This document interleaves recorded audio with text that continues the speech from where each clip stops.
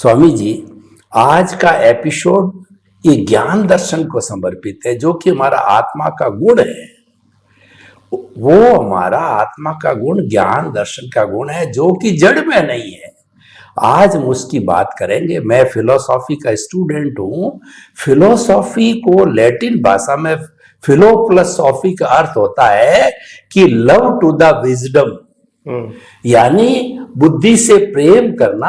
और ऐसा बताया जाता है कि पुराने जमाने के अंदर जब विज्ञान ने और ज्ञान की इतनी शाखाएं नहीं थी, एक धर्म ही था। चाहे अलग अलग धर्म, जिसको हम सांप्रदायिक धर्म कहते हैं, वो पहले भी थे और आज भी है।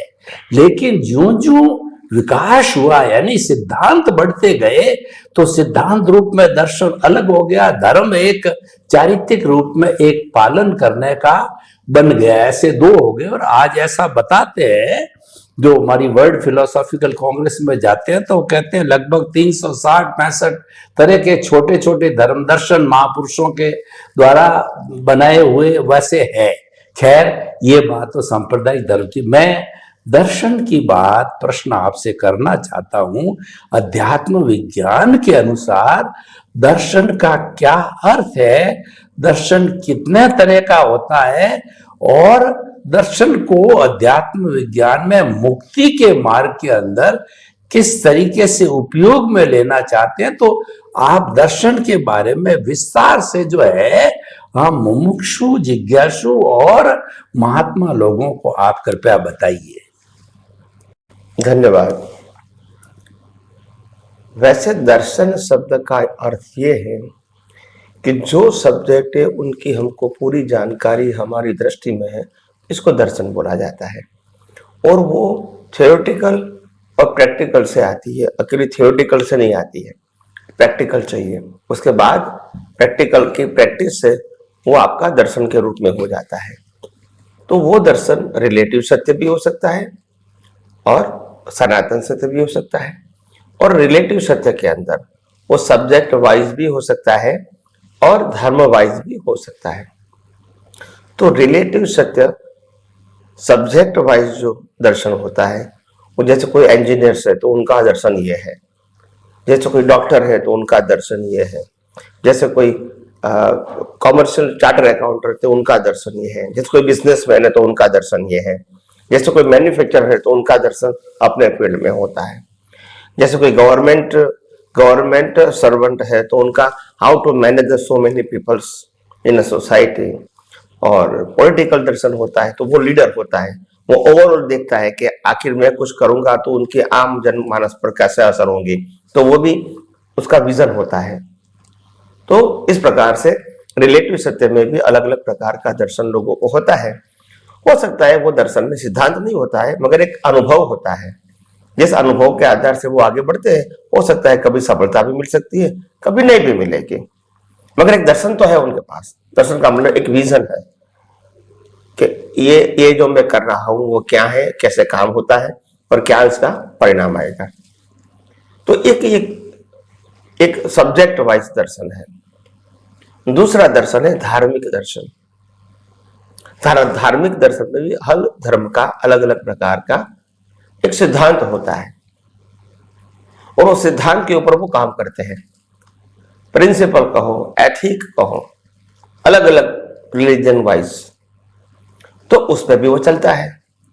जैसे कोई कहेगा कि हमारे धर्म में मीट खाना, वो तो हमारे धर्म में लिखा है, कोई कहेगा मीट खाना ही हमारे धर्म में पाप है, तो ये उसका प्रिंसिपल हो गया।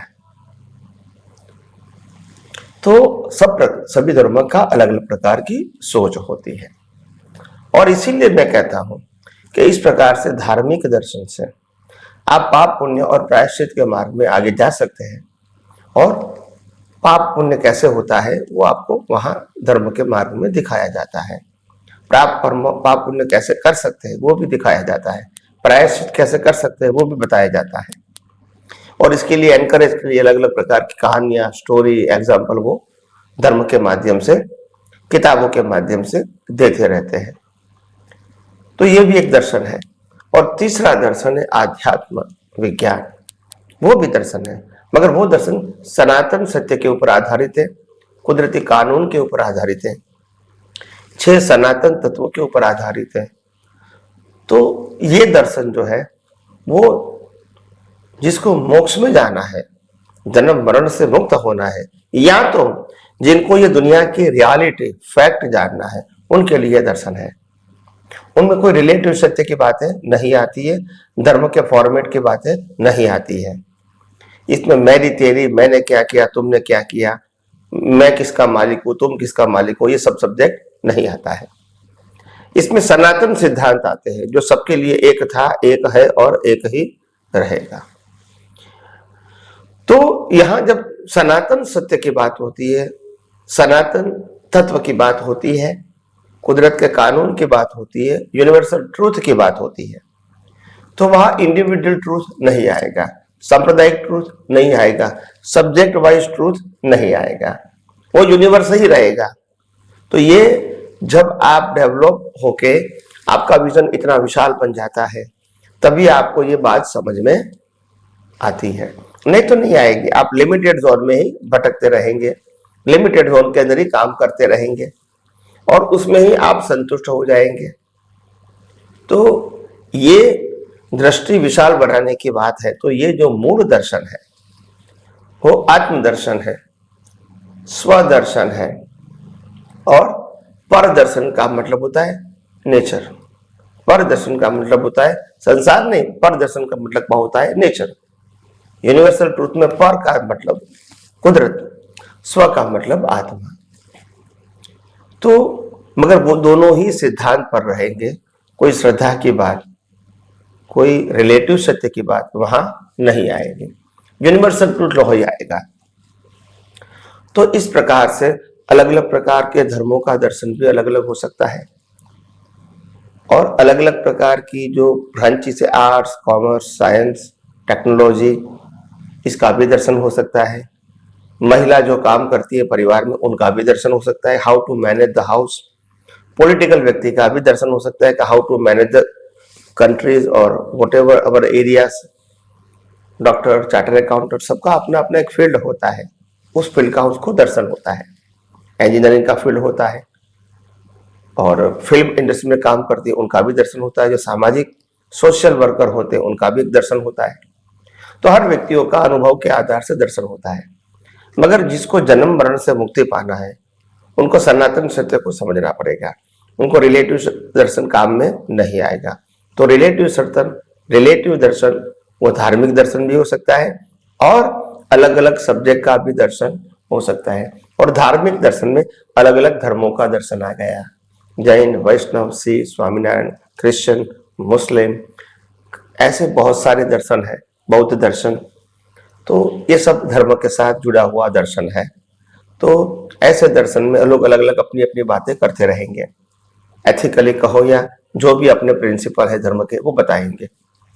तो हो सकता है कि वो अपने अपने व्यू पॉइंट से तो करेक्ट है, और हो सकते हैं, उसमें कोई क्वेश्चन नहीं करते हैं, मगर वो सबके लिए लागू नहीं होता है। और इसीलिए जहां तक हमने यूनिवर्सल ट्रूथ को नहीं जाना, वहां तक अज्ञान को मिटाना संभव नहीं है। तो अगर अज्ञान को ही मिटाना है तो सनातन सत्य को समझना पड़ेगा। तो इसीलिए मैंने कहा कि आध्यात्म मार्ग में आगे बढ़ने के लिए हमको ये सनातन दर्शन की बहुत आवश्यकता है। आइए हम सब आध्यात्म विज्ञान को और प्रस्तुति के माध्यम से गहराई से समझने की कोशिश करें और अपनी दृष्टि को और परिपक्व बनाएं। जय सच्चिदानंद। स्वामी जी, आपका बहुत बहुत धन्यवाद।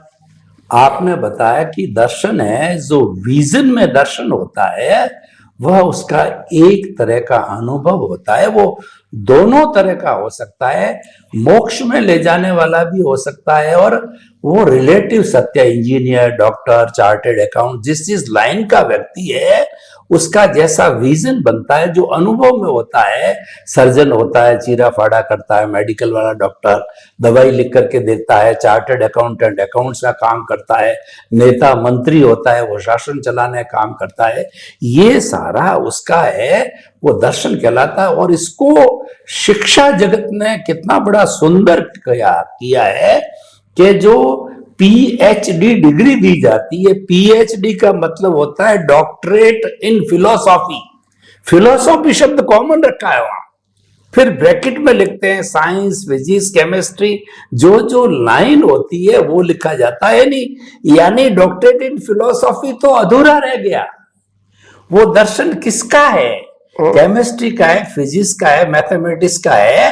तो इसीलिए दर्शन हर चीज का होता है। जो रीजन वाली बात यहाँ लागू होती है, खाने का, पीने का, उठने का, बैठना, जो वे ऑफ वर्किंग है वह भी एक दर्शन है। लेकिन हम सनातन सत्य की बात करते हैं। हमारे उपयोग की बात यह है कि हमारा दर्शन सनातन सत्य पर आधारित होना चाहिए, आत्मा को केंद्र में रख करके होना चाहिए। हमको लॉ ऑफ द नेचर को लागू करना, जो कि पर दर्शन कहलाता है, और आत्मा का दर्शन स्वदर्शन कहलाता है। यानी हमारा फोकस सनातन सत्य, कुदरत, कुदरती रचना और कुदरत के कानून पर रहना चाहिए। और सभी रिलेटिव व्यू से सब व्यू पॉइंट है, सब अपनी अपनी जगह से सही है। हमारा किसी को काट पीट निंदा करने का काम नहीं है। सत्यांश है, सब सत्यांश में सब सत्य है, रिलेटिव है। तो भाइयों बहनों, बहुत अच्छा समाधान मिला।